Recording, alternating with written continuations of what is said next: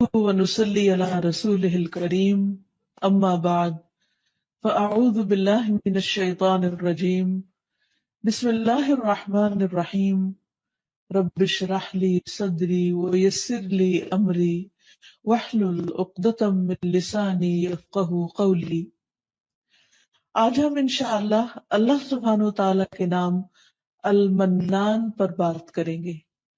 المنان، بہت زیادہ احسان کرنے والا، بے انتہا احسان کرنے والا، جس کے احسانات کی کوئی حد و انتہا ہی نہیں۔ اگر دیکھا جائے تو ہماری زندگی سے لے کر جو کچھ بھی اس زندگی میں ہمارے پاس ہے وہ سب اللہ سبحانہ تعالیٰ نے بطور فضل اور احسان ہی کے ہمیں عطا کر رکھا ہے۔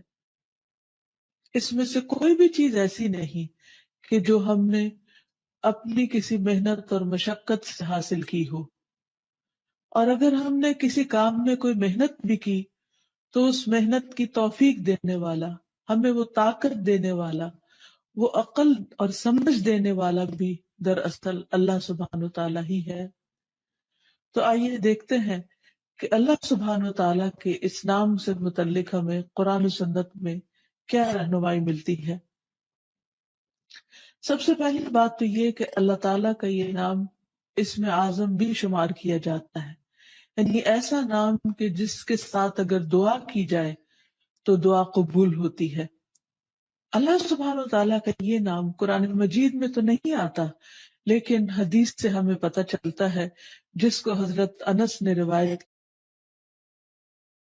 کیا ہے کہ ایک شخص نبی صلی اللہ علیہ وسلم کے قریب نماز پڑھ رہا تھا۔ جب وہ نماز سے فارغ ہوا تو اس نے دعا مانگی، اللہم انی اسألک بأن لک الحمد لا الہ الا انت المنان بدیع السماوات والارض یا ذا الجلال والاکرام یا حی یا قیوم، جس کا معنی ہے، اے اللہ، میں تجھ سے سوال کرتا ہوں اس لیے کہ ساری تعریف تیرے ہی لیے ہے، تیرے سوا اور کوئی معبود نہیں، اور تو بہت زیادہ احسان کرنے والا ہے۔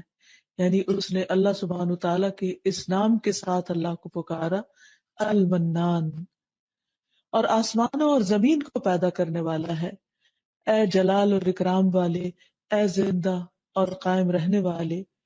یہ سن کر نبی صلی اللہ علیہ وسلم نے فرمایا کہ اس نے اللہ تعالیٰ کے اس عظیم نام کے ساتھ دعا کی ہے کہ جب اس کے حوالے سے دعا مانگی جائے تو وہ دعا قبول کی جاتی ہے، کوئی سوال کیا جائے تو وہ عطا کیا جاتا ہے، یعنی جو کچھ انسان مانگتا ہے اس کو ملتا ہے۔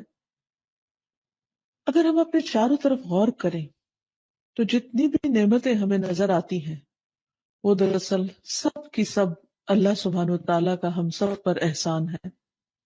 ان میں سب سے پہلی نعمت زندگی کی نعمت ہے۔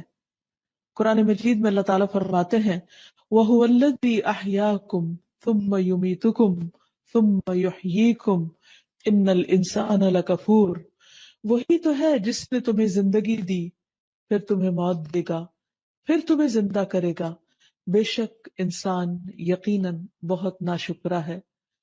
یعنی اللہ تعالیٰ نے اس کو زندگی دی اور وہ زندگی دینے والے ہی کا شکر ادا نہیں کرتا، اسی کا وفادار نہیں بنتا، اسی کا اطاعت گزار نہیں بنتا۔ پھر اس کے بعد جسم کی شکل میں جو نعمت ہمیں ملی، سارے کے سارے اعضاء، ان میں سے ایک چھوٹے سے چھوٹے بال سے لے کر ایک بڑی سے بڑی ہڈی تک، سب کچھ اللہ ہی کا دیا ہوا ہے۔ اگر ان میں سے کوئی ایک چیز اللہ تعالیٰ نہ بنائے ہمارے لیے تو ہم خود اس کو بنانے والے نہیں، اور دنیا بھر بھی مل کر اس جیسی کوئی چیز بنا نہیں سکتا۔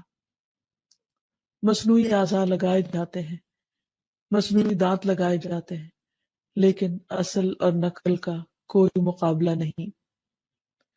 جہاں تک آنکھ، کان اور دل کی نعمت کا تعلق ہے تو اسے خاص طور پر قرآن مجید میں منشن کیا گیا ہے۔ فرمایا، قُلْ هُوَ الَّذِي أَنشَأَكُمْ وَجَعَلَ لَكُمُ السَّمْعَ وَالْأَبْصَارَ وَالْأَفْئِدَةَ قَلِيلًا مَا تَشْكُرُونَ، آپ ان سے کہیے کہ اللہ ہی ہے جس نے تمہیں پیدا کیا اور تمہارے کان آنکھیں اور دل بنائے مگر تم کم ہی شکر ادا کرتے ہو۔ اسی طرح جسمانی صحت عطا کرنے والا بھی اللہ تعالیٰ ہی ہے۔ نبی صلی اللہ علیہ وسلم فرماتے ہیں کہ دو نعمتیں ایسی ہیں کہ جن کے بارے میں بہت سے لوگ دھوکے میں ہیں اور خسارے میں ہیں۔ ان میں سے ایک صحت اور دوسری فراغت، کہ انسان ان نعمتوں سے، اللہ تعالیٰ کے ان احسانات سے صحیح فائدہ نہیں اٹھاتا۔ پھر اسی طرح اللہ تعالیٰ نے ہمیں رہنے کے لیے گھر دیے اور ان گھروں کو باعث سکون بنایا۔ ہم دیکھتے ہیں کہ جانوروں کے پاس بھی گھر ہوتے ہیں، لیکن کہاں ان کے گھر اور کہاں انسانوں کے گھر۔ یہ اللہ سبحانہ وتعالیٰ کا کتنا بڑا احسان ہے کہ اس نے انسان کے لیے ایک خاندان بنایا اور پھر اس خاندان کو اکٹھا مل کر رہنے کے لیے جگہ عطا کی، سفر میں بھی اور حضر میں بھی کیسے کیسے بہترین انتظامات فرمائے۔ ارشاد باری تعالیٰ ہے، واللہ جعل لکم من بیوتکم سکنا وجعل لکم من جلود الانعام بیوتا تستخفونها یوم ظعنکم ویوم اقامتکم ومن اصوافها واوبارها واشعارها اثاثا ومتاعا الی حین۔ اللہ نے تمہارے لیے تمہارے گھروں کو جائے سکون بنایا اور چوپایوں کی کھالوں سے تمہارے لیے ایسے گھر یعنی خیمے بنائے جنہیں تم نقل مکانی اور قیام دونوں حالتوں میں ہلکا پاتے ہو، یعنی ہلکے پھلکے گھر ہیں تمہارے، اور ان کی اون، پشم اور بالوں سے تمہارے لیے گھر کا سامان اور کچھ مدت کے لیے معیشت کا ذریعہ بنایا۔ یعنی اللہ تعالیٰ نے جانوروں کے ذریعے تم پر بے شمار احسانات کیے کہ ان کا گوشت بھی کھاتے ہو، ان کا دودھ بھی پیتے ہو، اور ان کی ہڈیوں کو بھی استعمال کرتے ہو، اور ان کی کھالوں کو بھی، اور ان کے بالوں کو بھی، اور اون کو، ان ساری چیزوں کو تم اپنی ضروریات زندگی میں استعمال کرتے ہو۔ یہ سب کچھ کس نے پیدا کیا؟ اور ایک جانور کے اندر اتنی بے شمار چیزیں انسان کے فائدے کے لیے، اور پھر کچھ جانوروں پر سواری کا انتظام بھی کیا، اور ایسی ایسی جگہوں تک انسان کو پہنچایا جہاں انسان اگر خود اور اپنا سامان سر پہ اٹھا کے جاتا تو سخت مشقت میں پڑ جاتا۔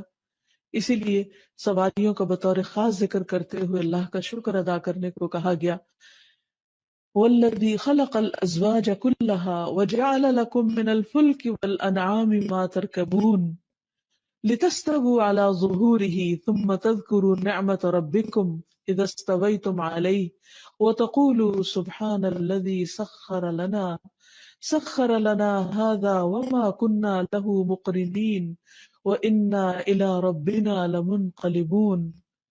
اور جس نے تمام مخلوق کے جوڑے بنائے، نیز تمہارے لیے کشتیاں اور چوپائے بنائے جن پر تم سوار ہوتے ہو، تاکہ تم ان کی پشت پر جم کر بیٹھ سکو۔ پھر جب اس پر ٹھیک طرح بیٹھ جاؤ تو اپنے پروردگار کا احسان یاد کرو اور کہو، پاک ہے وہ ذات جس نے ہمارے لیے اسے مطیع کر دیا اور ہم اسے قابو میں نہ لا سکتے تھے۔ بلا شبہ ہم اپنے پروردگار کی طرف لوٹنے والے ہیں۔ یعنی انسان جب ان جانوروں پر بیٹھے اور سواری کرے تو خصوصاً اللہ تعالیٰ کا شکر ادا کرے۔ پھر اسی طرح سمندر میں اس نے کشتیاں چلائیں تاکہ وہاں بھی انسان اپنے دنیا کے کام کاج کے لیے ایک علاقے سے دوسرے علاقے تک بسہولت سفر کر سکے، اور اس پر بیٹھ کر بھی دعا سکھائی کہ سبحان الذی سخر لنا ھذا وما كنا له مقرنین وانا الی ربنا لمنقلبون۔ تو حقیقت یہ ہے کہ یہ تمام چیزیں پیدا کرنے والا بھی اللہ ہے اور انسان کو عقل دینے والا بھی وہی ہے۔ یہ سراسر اس کا احسان ہی تو ہے۔ پھر اسی طرح زندگی کو باقی رکھنے کے لیے، قائم رکھنے کے لیے کھانے پینے کے انتظامات فرمائے، حلال رزق عطا فرمایا۔ فرمایا فَكُلُوا مِمَّا رَزَقَكُمُ اللَّهُ حَلَالًا طَيِّبًا وَاشْكُرُوا نِعْمَةَ اللَّهِ إِن كُنتُمْ إِيَّاهُ تَعْبُدُونَ۔ بس اللہ نے جو تمہیں حلال اور پاکیزہ رزق دیا ہے اسے کھاؤ، اگر تم اسی کی بندگی کرنے والے ہو تو تم اللہ کی نعمت کا شکر ادا کرو۔ گویا کھانا بھی عبادت ہے اگر انسان اس کو کھانے کے بعد اللہ تعالیٰ کا شکر ادا کرتا ہے۔ یہ اللہ تعالیٰ کی کتنی بڑی رحمت ہے، کتنی بڑی عنایت ہے، اور کتنا بڑا احسان ہے کہ وہ ہمیں کھلا کر بھی خوش کرتا ہے، اور پھر اس کے بعد جب ہم شکر ادا کرتے ہیں تو نعمت میں مزید اضافہ بھی کرتا ہے۔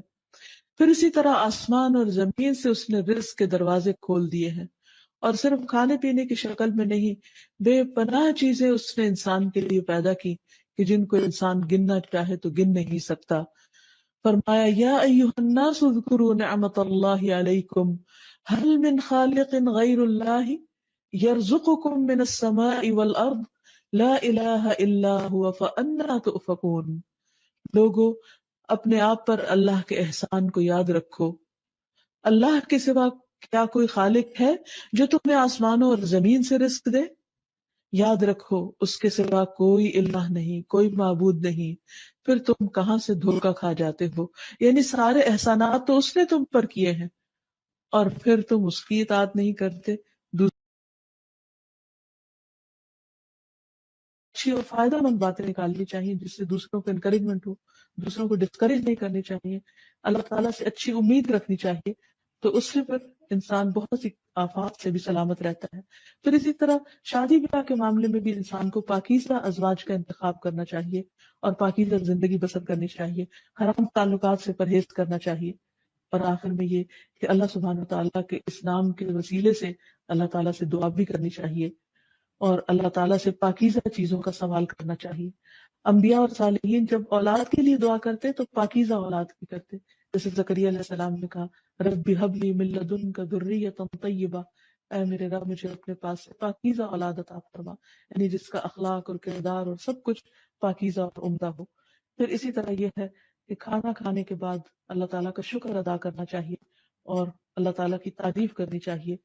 آپ یہ دعا پڑھا کرتے تھے الحمد للہ کثیرا طیبا مبارکا فیہ غیر مکفی ولا مودع ولا مستغنى عنہ ربنا، تمام تعریفیں اللہ کے لیے بہت زیادہ پاکیزہ، برکت والی، ہم کافی نہیں سمجھتے نہ اس کو ترک کرتے ہیں، اور اے ہمارے رب نہ ہم اس سے بے پرواہ ہو سکتے ہیں، یعنی پاکیزہ تعریف تیرے لیے، اور جتنی بھی کریں اتنی ہی کم ہے۔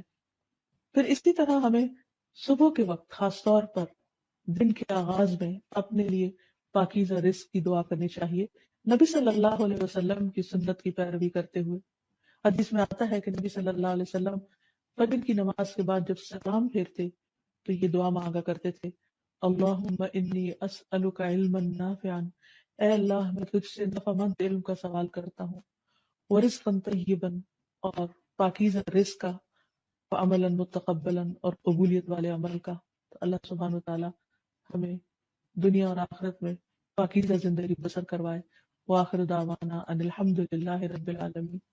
سبحانک اللہم وبحمدک اشہد ان لا الہ الا انت استغفرک واتوب الیک۔